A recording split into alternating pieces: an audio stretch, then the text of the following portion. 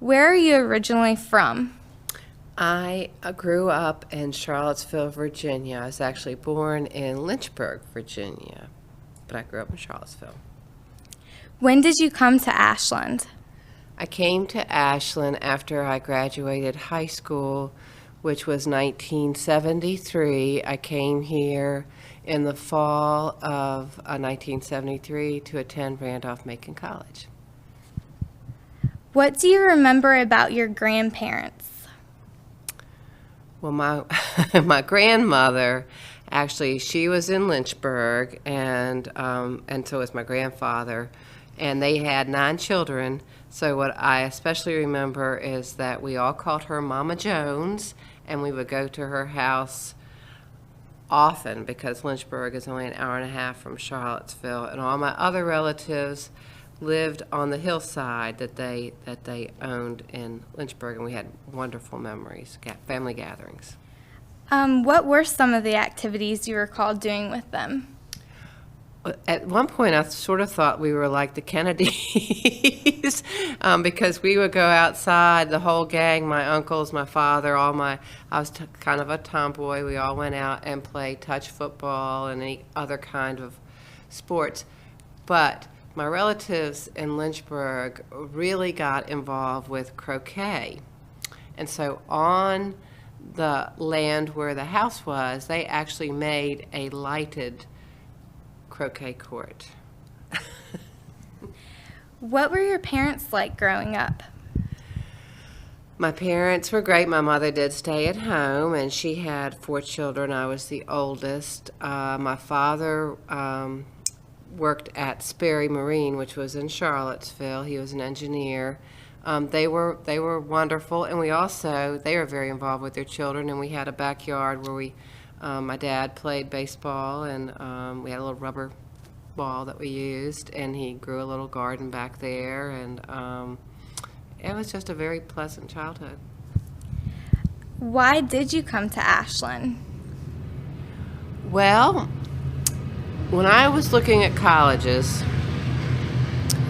I did interview at UVA. I'm not sure if I would have gotten in or not. Didn't follow through on that. I also put in an application at Virginia Tech, where I was accepted, and I went to Tech and saw all of the dark rocks there. It was a cloudy day, and decided that was not for me. My best friend went there. I came to Ashland to look at the school, and when I came to look at the school, what really stood out the most in my mind, there's a couple of things. One thing was the church, which was St. Anne's Church on the corner. That really caught my attention. And then I noticed all the wonderful old houses on College Avenue. They just seemed very homey and welcoming. And then, of course, at that time, the fountain ran all of the time. And that's really, I didn't even speak to anybody at Randolph-Macon. It just felt good to me, felt very comfortable, and I decided that I would like to come to Ashland and go to Randolph-Macon. Were there any notable people that you remember from your childhood that lived in your community? Well, since I was in Charlottesville, and I don't know if this is relevant to Ashland history, but a lot of my friends' fathers were professors and artists, and one of my friends' father was Peter Taylor, who's written a number of books that are well known, and just in general, that had a big influence on me in life. And but here in Ashland, there were some people that had an influence on me, but that was after I graduated from Randolph-Macon College. At Randolph-Macon, I would say that some of the professors did make a big impression on me, and 2 stand out right now in my mind. One was one that I had, who is still there, but he is retiring soon, and that is Richie Watson, Dr. Watson. I was an English major, and he made a big impression on me. And another professor that I did not have, but my boyfriend had, and he was a huge influence on my boyfriend and made him become what he is today. He teaches chemistry, and it was Schuyler Miller, who was the chemistry and geology teacher at Randolph-Macon. What are some of your earliest childhood memories? Actually, just having fun outside. I wish that kids did more of that today. I mean, we had a little creek back in the woods behind us, and that is where we spent most of our time. And we caught salamanders, and we caught frogs, and it just was a lot of fun playing back in the woods. I think that sums it up. Did you have a childhood role model? I don't think that I can really pinpoint anybody in particular. I do know that I did have great admiration for the principal of my elementary school, Orly Starnes, and she made a big impression on me because she was so fair and kind, and she was pretty much of a role model, I'd say, in elementary school. What were some of the expectations while in the presence of other adults or in the presence of your parents? Oh, without a doubt, it was to be polite. We learned early on the value of good manners and respect for others, especially older people, I really, that pretty much was what I learned. How are the decisions made in your family, and who was responsible for child care and the discipline? When I was growing up, my mother definitely was in child care. She took care of us. She made the meals. She did the laundry. She was an at-home mother. And my father probably, I would say, did the discipline a little more than my mother did, yes. During your childhood and early adolescence, what schools did you attend? Well, once again, it was in Charlottesville, so I went to Walker Junior High School, and then I went to Lane High School, which is no longer. Now they have a joint high school in Charlottesville High School, but I went to Lane High School. Were they public or private? Public. Okay. And what did you dislike or like about school? I liked school until probably high school. I still liked it, but I did enjoy the English classes. I must say that I didn't like the math classes, and just a few of the teachers and some of the rules that we had. We had hall monitors and things like that, and the little locker, and the whole 9 yards of sharing the big bathroom with people and being crowded in the halls, just like any other high school student. What were the major differences between education today and when you went to school? I definitely think that we had more room for creativity, and that although the classes were disciplined, they were very disciplined. We didn't have as many kids who misbehaved and acted out, and I don't know why, but it was just all the kids understood that they were supposed to respect their teachers and the school itself. I think that today there is a little more emphasis because of the SOLs on learning the facts, and I think kids are pushed very hard. When I started school, we didn't even have kindergarten. and that was an issue when it became public school. You needed to have kindergartens. We didn't go to school till we were 6 years old. So and we had a lot of recesses. I mean, I just think it was more child oriented, but at the same time, I think the expectations were there and probably were met more than they are today. In regards to living in Charlottesville, was your family like very active in attending church? We did. My mother was from Wisconsin, and she was Catholic, and my dad was from Lynchburg, and he was Baptist. So they had to reach a compromise on the church. So we actually went to a Presbyterian church, and yeah, I did go to Sunday school. Uh-huh.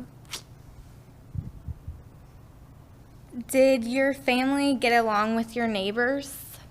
Yes, yes. And what were some of the gathering places in your neighborhood? A lot of it was my backyard with the kids. We all came over and they played touch football and baseball, and my dad played with us. So, plus at that time the neighborhood was very quiet, and we could ride our bikes on the streets. And my mother's friend was right across the street and was the mother of my friend there in the neighborhood. So, just. It was a lot of fun, a lot more freedom than now. What was your first job? Was it in Ashland? And if so, who did you work for? It was not in Ashland.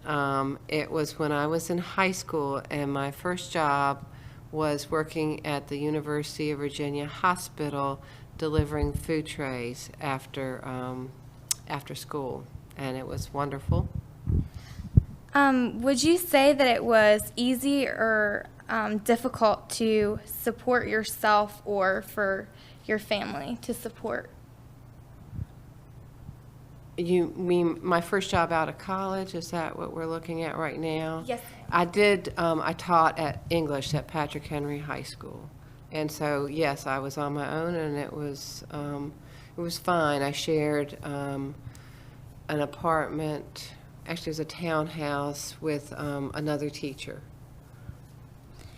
What other jobs have you had? Well, right now I am the branch manager here at the Ashland Library.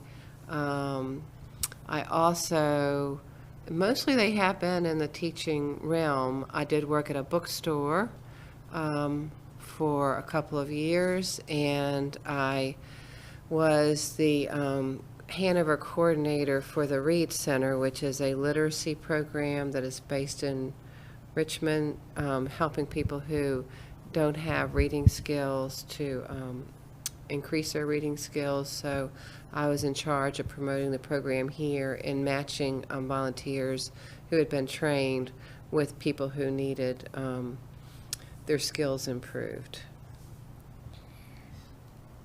This is a okay. Mhm. Now I'm going to ask about some of your family stories that you might have. To begin with, does your family have any stories from World War I? And if so, how did World War I impact your family? I don't know any World War I stories. Okay, does your family remember anything about the Great Depression? Definitely. Both my father and my mother grew up during that time, and my mother used to tell us about potato soup. They ate potato soup all the time. And my father then told us about, of course he grew up in a family with 9 children, how at Christmas time they would get an orange and some nuts, and that's about it. What do you remember about the Civil Rights Movement? Well, I was, when I was growing up in Charlottesville, the Civil Rights Movement was going on, and what I especially remember is seeing the riots on TV when they occurred and being frightened. I thought that maybe that we would have riots right outside of my neighborhood and people would be coming in the neighborhood. being angry and upset. I do remember John Kennedy, and I remember Lyndon Johnson, and I remember the Civil Rights Amendment being passed. I remember then that I didn't have any children of color going to my elementary school, and I did not have any children of color going to my junior high. But when I went to high school, they had stopped segregation at that point, and there had been an all-black high school in Charlottesville, Burnley Moran, and that combined with Lane High School, which had been the white high school, and there was definitely a lot of unrest. There were some upheavals while I was there. At one time we had an assembly, and I distinctly remember that one of the teachers unfortunately got up and left because they were protesting the fact of the song that the black community views as sort of their anthem being played at that. And I had a friend that I worked with at the hospital, and her boyfriend had gotten in trouble because of walking out. A lot of kids walked out to protest, not the fact that the fact that the black children were there, but the fact that they didn't think they were being treated fairly. In regards to the anthem that was being sung, do you remember? It's Lift Every Voice and Sing. Mm-hmm. And how do you believe the civil rights movement affected your own life? I felt that I grew up thinking everybody was equal, and I think it opened my eyes to the fact that other people did not feel that way, and I think it helped increase my interaction with other people with different colored skin. And I do know now when I was in junior high, and there were a few black children at the junior high, and one of them, I mean, we were all good friends. Clarice Jones, my name was Jones, and Clarice and I ran against each other to be the student council president, and I honestly believe that I won because I was white. I really do think that I won because I was white. Where were any of your family members involved in politics? No, but my dad would sure like to be. And during the last election, he had a big sign in his front yard that's over there on Thompson Street, listing all the things that he thought should be changed. No. Do you know anything about the unsolved murder case here in Ashland? It is an unsolved murder, and it really, everybody wants to get to the bottom of it, but I haven't heard of anybody yet who has been able to. Actually, the granddaughter of the unsolved murder victim works with me here at the library. How did you travel around in Ashland? Well, by foot originally, because I didn't have a car, and that's back in the days when Randolph-Macon students didn't have a lot of cars. You were lucky if you had a friend who had a car, because we were just here in Ashland, and we walked everywhere. There was no Burger King. There was nothing like that. We walked over. I would walk over to the Hanover Pharmacy, and there was an A&P store right there, and that's how I got around to begin with. What do you remember about the train service in Ashland? What I remember, we were talking about this recently because there's a little bit of a controversy that they might stop the Amtrak going through Ashland, which I don't know enough about to talk about. But I do remember that at one point, I don't think you could catch the train in Ashland. You had to go to Staples Mill Road. But then they renewed the stopping in Ashland at the train station. And I have taken several trains from the Ashland train station and loved that convenience. So just parking your car, getting on the train, and going where you're going, and come back, get in the car, and go home. It's great. Where have been some of the places that you've taken on the train? I went to New York City, and I've gone to Baltimore, and I've gone to Philadelphia. Oh, and I went to Washington. Where did you buy your clothes and do your marketing when you were a child? Bought the clothes at Leggett's department store, and did the marketing at there was Kroger's was a grocery store, and then there was a Safeway. Where did you get your hair cut? Well, my mom cut it for a while, and that's a good question. I'm not really sure. I can't even remember that. What do you remember in regards to the original Henry Clay Inn? Well, when I was here at Randolph-Macon, and after I was married, I married another graduate of Randolph-Macon, and we left town because his job took him to Lynchburg, of all places. And when I came back, they had rebuilt the Henry Clay Inn. It was not, this replica was not here when we were gone. And it's a wonderful building. In fact, that's where I'm going to get married next Saturday. Do you recall anything about the older businesses or establishments in Ashland? Well, I do. I love the Hanover Pharmacy because as a freshman, like I said, I would walk over there, and they had a wonderful stationery department at that time. And I don't know what it is, I've always just really liked stationery. So that is one of my first great memories of shopping in Ashland.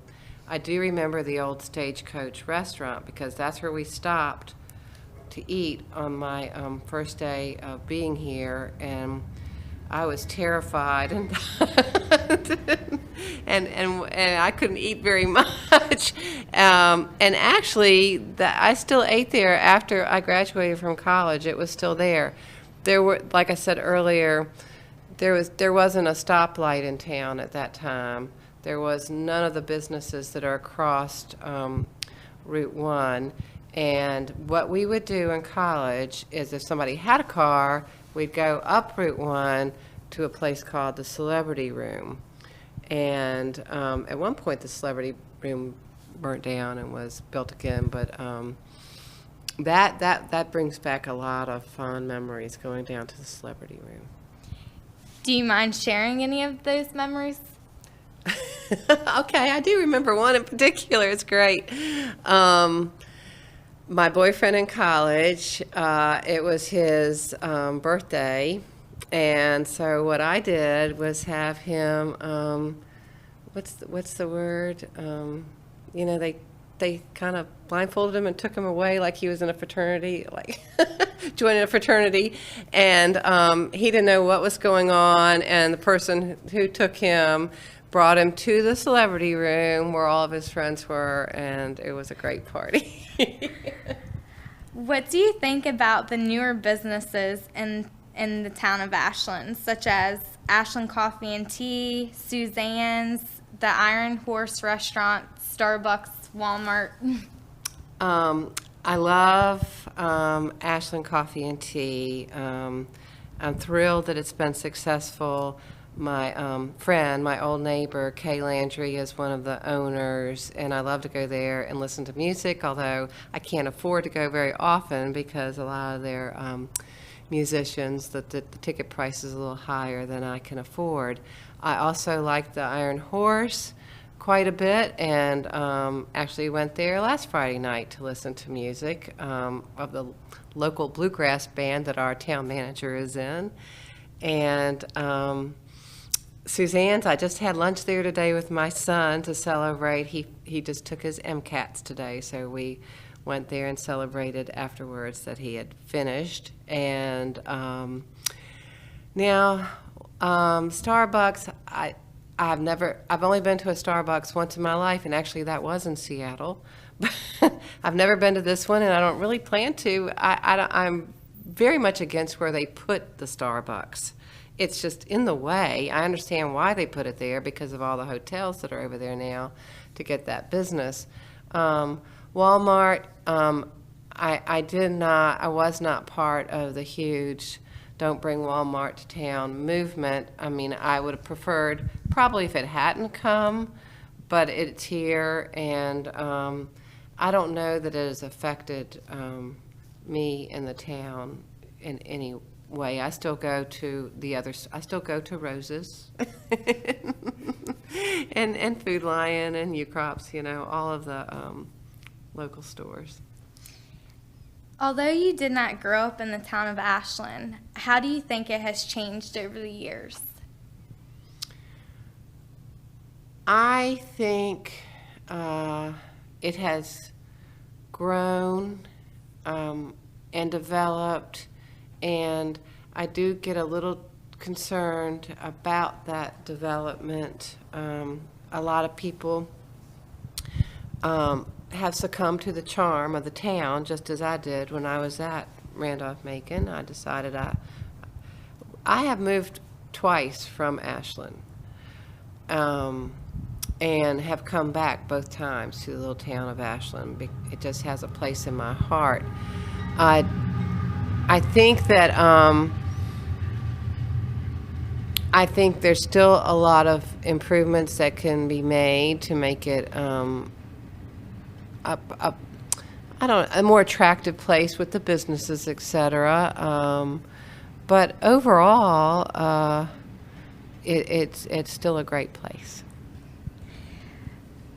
What were the reactions of some of your family members or other neighbors in regards to outlying areas affecting Ashland? None of us really like it. It's like, yeah, if you want to live here, I'm sorry, it's a great place, but we don't need to become another West End. Sure. Mm-hmm. I know you said that you've moved twice and come back to Ashland. May I ask what brought you back? Well, in both instances, my husband's job brought us back to the area. He was the food service director at Randolph-Macon College, and he was transferred back here from Lynchburg to do that, and that is what brought us back the first time. And we lived here in town, and we had 2 children at that time. Robbie Bach, who is my youngest, and Alan Bach, who is my oldest. And so they actually spent their preschool years here. In fact, Alan started Henry Clay School, and then John was transferred again to Kenyon College to be the food service director, and that was in Gambier, Mount Vernon, Ohio. So their early school experiences for both of them were in a small Midwestern town. Then my husband, and very thankfully, because I really missed being in Virginia and the area, it was heartbreaking for me to leave Ashland, to be real honest with you. I was very involved. There was a junior women's club in town, and we were very active, and I just was involved with the Arts and Activities Center and the kids' preschools, and it was a difficult transition for me. And I was very happy when he was transferred back to the area to be the food service director at VCU, at which time we had the option of living anywhere around Richmond, and immediately when we came out to Ashland and were looking at houses, it just felt like home. And it was great because some of the kids' earlier friends were still here, and they became friends again. It was just really nice. Robbie, of course, was younger, and he didn't even remember interacting with some of the kids he had gone to preschool with. But they all were in the same class, and they all became friends again. And I might have gotten off track already. Where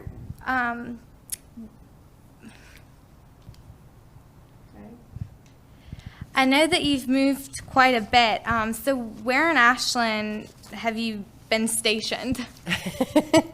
Well, the first house we bought, and it was the very first house we ever bought, was on John Street. And at that time, I was staying home with my two little guys, and John could even bicycle to Randolph-Macon from John Street. And that was a great little neighborhood to live in. We had a neighbor who had a daughter who was the same age and so as Alan, and they played together quite a bit. And then they had a daughter who was the same age as Robbie, so they were built-in playmates, and it was a quiet little street. And then we decided that we might need a little bit of a bigger place. So we actually moved out to Mount Herman Road, and I loved that. It was a great area. And that's where we moved from when we went to Ohio. When we came back, we actually, somebody had redone a house on Arlington Street, which is an old neighborhood here in town.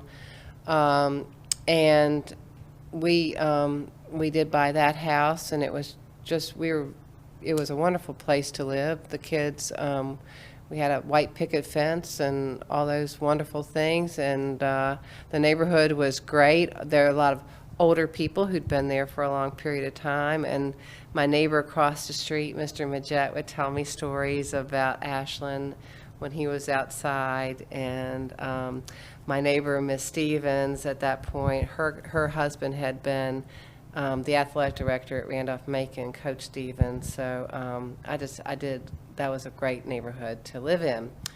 And yeah.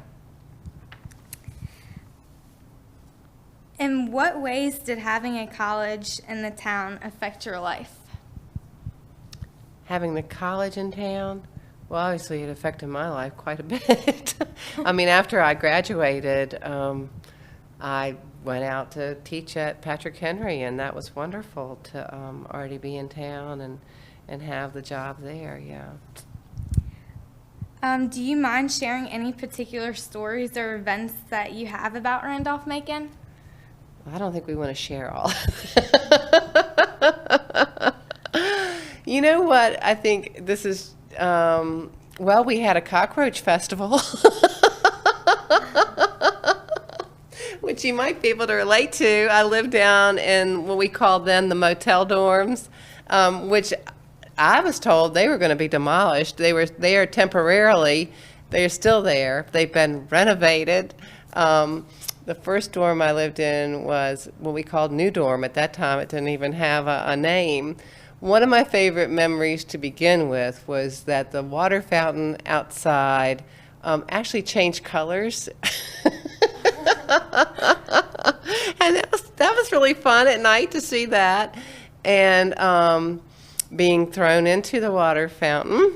Yep. And we had at that time streakers, and that was amazing. The weather was really good that February. I was a freshman, y'all. So I mean, we called it colloquy. We had what you call Jan term now, and that's when the streakers. Every night, everybody would go out behind. I think it's called Conrad now, and Mary Branch, and wait for somebody to go streaking by. And it was a very memorable experience. And that year, the kids, everybody went to Camptown races, and that was my first Camptown race experience. And sure enough, a streaker went through Camptown races, and it turned out that his father owned a clothing store. What do you believe makes Ashland so special? For me, it's the accessibility of everything, and I feel that there's just such a genuine respect for each other in the town. I don't think that it's guided by some towns. You can definitely feel the presence of those who have money and those who don't have money. And here in Ashland, I feel like everybody is treated and loved the same way. I feel a great sense of community here, and I feel very proud of the people that live here that make it that way. And over the years, I've made a lot of friends and known a lot of people, and I like that. I like that sense of community. I like being part of the community, and that's what you can do if you're in a small town like this. You can become part of the community, and you can make a difference, whereas if you're in an area, well, say Chesterfield County, which is close by, you really don't have that impact on a town. It is a town. Mm-hmm. I know that you had said earlier on in the interview that you and your late husband attended Randolph-Macon. And in relation to your eldest son, why did he choose not to go to Randolph-Macon? I think that Alan is my oldest son, and my youngest son, neither one of them went to Randolph-Macon. He was ready to have a change of pace. You see, he grew up here, and to him, he'd gone to baseball camp, he'd gone to soccer camp, all of those things over at Randolph-Macon. He even had worked in the food service department for a little while with my husband, so he really wanted to go to a different school. He went to Longwood, and that's where he met his wife. So that's a nice story. My youngest son, Robbie, decided to go to the University of Virginia, so we kind of traded places on the road. I knew the road well, but now I'm going from Ashland to Charlottesville instead of going from Charlottesville to Ashland. So, and he needed a change of pace. But I will say this, that both of my sons still remain close to their classmates that they grew up with out here. They both played baseball and were very good baseball players, and they played basketball, and they were a big part of the community while they were here, and they made some very close friends. They still keep in touch with those close friends. When they were growing up, another thing that I just do want to add is why I think Ashland is so special is because when they were growing up, they had to cope with a couple of things. That I had breast cancer, and that happened right after we moved here, which was very good because we had a lot of community support. And then after my bout with breast cancer, obviously I'm fine. My late husband, had leukemia, and he did unfortunately pass away from the leukemia when Alan was at Longwood and Robbie was a junior at Patrick Henry.